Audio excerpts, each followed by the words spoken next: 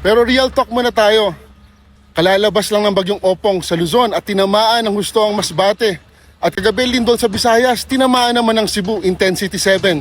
At kaninang madaling araw, ang Taal Volcano nagparamdam. Ang tanong, handa ka na ba? Handa ka na ba?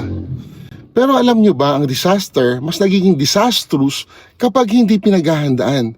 Pero mas may tahimik at mas delikadong kalaban, ang korupsyon. Kapag kinukurakot ang pondo, nanipis ang kalsada, humihina ang dike, gumuguho ang tulay at gusali. At kung nandun ka, ikaw, patay kang bata ka. Corruption can kill more than the disaster. Corruption can kill more than the disaster. October man, Piesta o Rosario, gawin nating buwan ng paghahanda. Buwan ng paghahanda, panalangin at pananagutan.